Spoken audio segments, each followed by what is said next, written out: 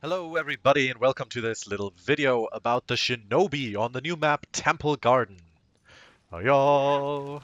So yeah, he doesn't just have interpretive dance moves, he also has some pretty killer moves, which I hope to show you a couple of. But not everything, because honestly, I haven't found out everything, and we're still gonna be having a full-on hero school for the Shinobi in the upcoming future when he's available for everyone. But this video here, I was able to record thanks to early access to the Shinobi given to me by Ubisoft. For that, I want to say thank you, Ubisoft, so much for supporting me like that. I am blown away by this. I'm not quite sure how I deserve it, but nonetheless, I took the chance, so thank you very much. And yeah, this is just some stuff that I found while playing the Shinobi that I hope to pass on to all of you who have the season pass and to get to play him day one. And maybe you can do, a little better thanks to watching this video. Maybe you find some stuff that you otherwise wouldn't have thought immediately. Things like that happen. So check out the video, tell me what you think in the comments, and, well, let's see what the Shinobi can do.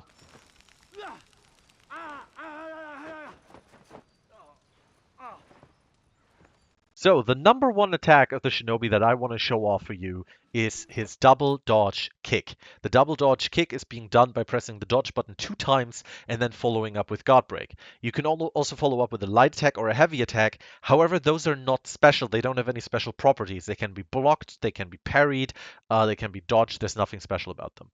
But now to show you the double dodge kick. So first of all, this is the double dodge. You basically just press the dodge button 2 times. You can do this to the side. You can do this to the front and back. You can do this to the front and side. You can basically do it to the side and the front. You can do it to the side and the back. You cannot, however, do it to the back. It doesn't work. If you try to double dodge to the back, he just does a roll instead. You can do side back, like I said. You can do a side front. You can do front back if you want to. It all works. It costs quite a bit of stamina though, so be careful with that. And of course you can't double dodge when you're out of stamina. But now here comes the actual opener and the best attack that the Shinobi basically has, which is his double dodge kick. So the double dodge kick, again, double dodge into guard break. And that's what it looks like. And you can do this by dodging twice to the side and doing it. You can dodge, say, once to the side, once forward and do it. You can dodge 2 times forward and do it. And it does a lot of stamina damage. If you hit that Peacekeeper bot there, let me actually show you, 3 times with the kick, then, well, she's out of stamina. There it goes. And you still have a lot of stamina going. But this is not the great thing about the kick. I mean, it's a bonus, but first of all, it might not look like it, but this kick is actually uninterruptible. It doesn't look like it has hyper armor, but it does.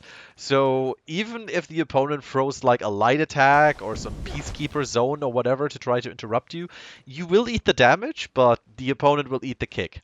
And now here's the thing. The kick actually guarantees you a heavy follow-up. So if I do the kick and then press heavy, this heavy right there is guaranteed. There's nothing the enemy can do, right? And with that heavy, you can then also get different kinds of follow-ups, which I'm going to show you now. Now the follow-up to that guaranteed heavy is actually pretty cool because you have 2 different things which you can do there. So you do the double dodge kick into guaranteed heavy and then press dodge again and guard break again for a second kick. Now that kick is pretty telegraphed and it can be dodged quite easily, so it's more there to use when you don't expect your opponent to actually dodge it, maybe when you have him like in a corner or so on, or if you literally just want to throw it out as a mix-up. But what you can also do is instead of a kick, you can do a heavy. So you go double dodge kick into guaranteed heavy, into forward roll, into heavy. Now that is a normal heavy though. It can be blocked, it can be parried, it can be dodged, but it's also the second heavy in your combo, which means it goes into your sickle rain. So what you can actually do is you can do double dodge kick into guaranteed heavy, into forward roll, into heavy, into light, light, light.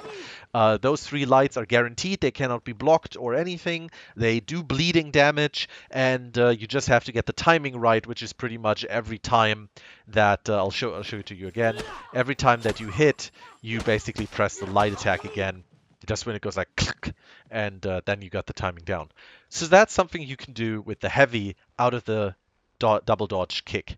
Double dodge kick, once again, being your absolute best opener, can't be interrupted. It is great, and you want to use it pretty much anywhere. Whether it be duel, whether it be 4v4, just go wild with it. Right, let me give you a very quick overview of the Shinobi's ranged attacks. Now, the ranged attacks are done by holding the heavy attack until it is charged. It has two charging levels. This is basically level 1, which has the shortest range, and then this is level 2, which has the highest range. To show you the range real quick, let's leave Isaac over there. So this is level 1, that doesn't reach, and then Isaac, who's magnetically following me, there we go, and this is at level 2, which has a huge range. The same is, of course, true for the pull-in with the guard break, which is not going to hit at this range, but if I run over here and then fully charge it, gonna pull Isaac all the way over here. So now you're probably wondering, how do I charge this up fully? It seems to take a while, and I can't really do anything in that time. Well, there is a trick, which is the backflip. Now, the backflip works by doing an attack and then pressing dodge after the attack. So, for example, light attack, dodge, backflip. Heavy attack, dodge, backflip. Now, you don't actually need to hit your attack for the backflip to work. You can literally just do an attack and press dodge, and the backflip will come out. And the backflip is actually the trick to immediately charging your ranged attack. So if I do a backflip and then immediately hold, sorry, that was my bad timing, and then immediately hold right at trigger or heavy attack, it's fully charged. It's right there. So backflip, heavy attack, fully charged. One attack that I very quickly want to talk about is actually his zone attack, and in general his potential of clearing minion waves. If you look at this, that's his zone attack right there, and it can very easily clear a large number of minions out. It, of course, costs the usual zone attack stamina, so you can only ever get like 2, maybe a third one off. But it's incredible to clear minion waves. And so is his 2 times heavy combo, actually. So what you can do is you can jump into the minions, clear out almost a whole row of them, and then just do the 2 times heavy attack, which has a huge range and just takes out minions all around you. And it gives you a ton of points very quickly, and gives you, you know, not bonus renown because he's an assassin, but it allows you to clear the minion wave, gives your team some points, and in general be helpful in the middle. So do remember this wonderful, wonderful zone attack. Let's take a look at the Shinobi's feats. Alright, we're going to start out with the level 1 feats. He has Bounty Hunter, pretty usual for an assassin, gain health and stamina when you kill another hero. You know, if you're good at picking off heroes, if you can get that last hit to actually get the kill, then this is really good to keep you in the game in team fights or so on. Definitely a decent pick.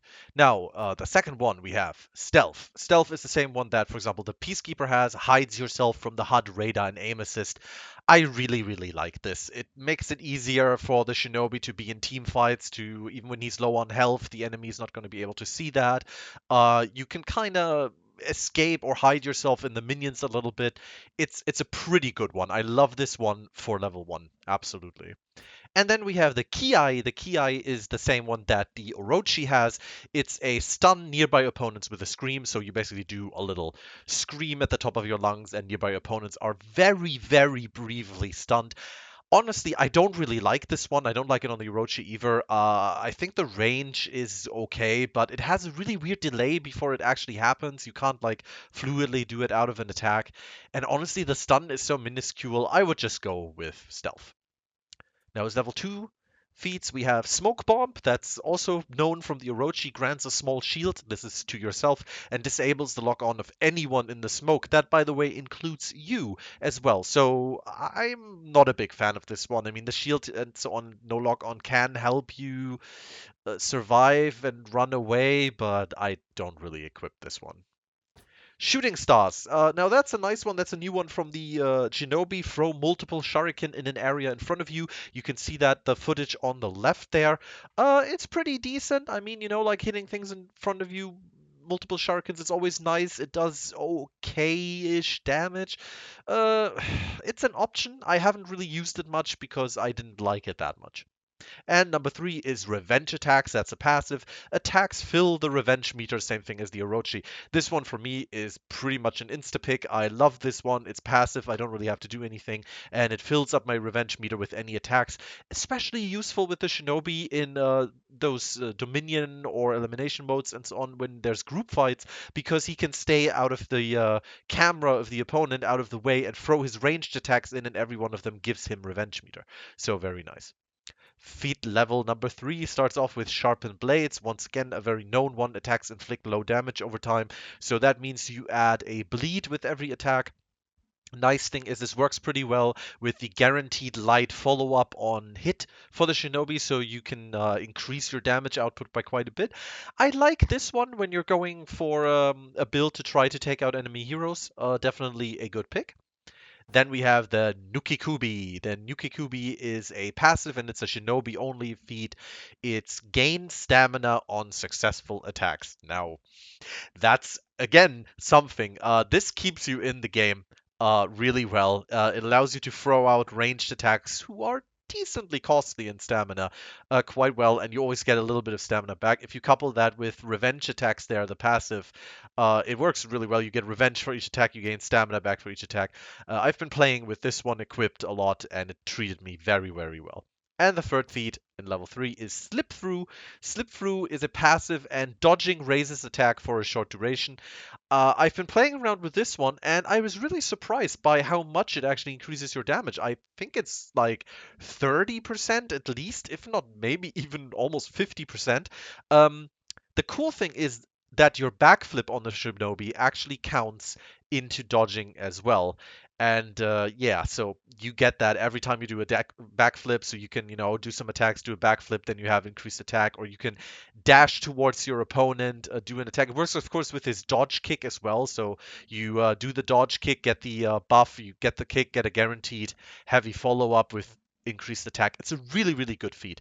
I've equipped this one a lot, so you can definitely choose between this and Nukikubi, depending on how you want to play. And then the level 4 feats, we've got good old Arrow Storm. It's a usual aerial attack that deals medium damage in multiple areas. It's fine. It's okay. I don't really like it that much. I haven't been reusing it that much. I don't feel it's quite potent enough for a level 4 feat. Then we have Nail Bomb. It's also a known feat, a trap dealing bleed damage in an area of effect. I don't know. I've never been the biggest fan of traps. If you want to play a bit more defensive, you want to like hold a point or maybe help a friend out who's holding a point, I guess you can use this. But honestly, this is very low priority in my opinion, and I would not be picking it. And here comes the final feat of level 4, which is Yama Uba. And Yama Uba is, for me, a must pick because it gains health on successful attacks. So this is a passive as well, even though it doesn't say so, but it is. Which means that, yeah, so if you have all these 3 passives equipped, like I'm showing you here right now, you get revenge on attack, you get sorry, let me do this real quick. You get stamina on successful attacks, and you gain health on successful attacks. And it is not a huge amount of health, but it is pretty decent, and it keeps you in the game. And I mean, getting health back in any way as the Shinobi is definitely helpful, seeing how you only have 90 of it. So yeah, those are the Shinobi feats. I hope you can find what works for your build. Okay, let's end this video with a little bit of Dominion footage of me playing the Shinobi in the early access, which I was given to by Ubisoft once again. Thank you. Yeah, just a match against bots level 3, where I show off a couple of highlights using the Shinobi, using some of his attacks, and actually getting some kills for once. So, enjoy.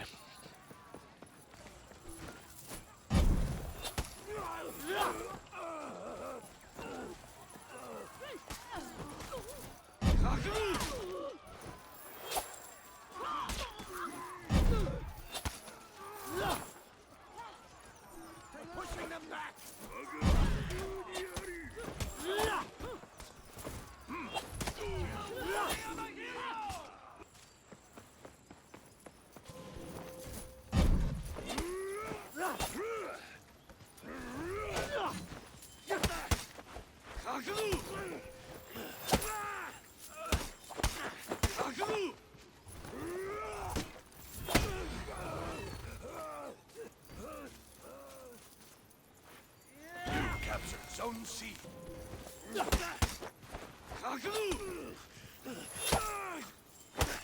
lost Zone A.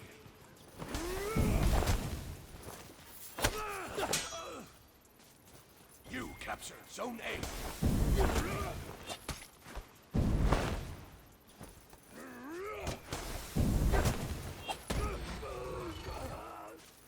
Staðan breytt! Hvað getum við gert?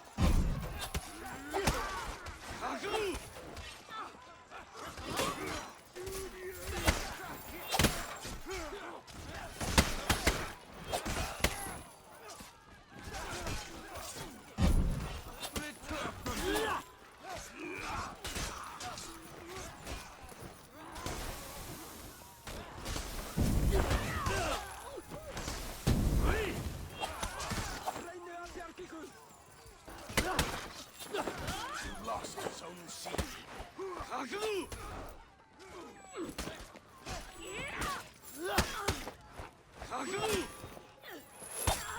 Þetta þýðir ekki!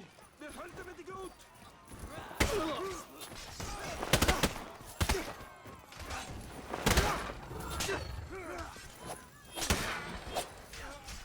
You lost Zone A.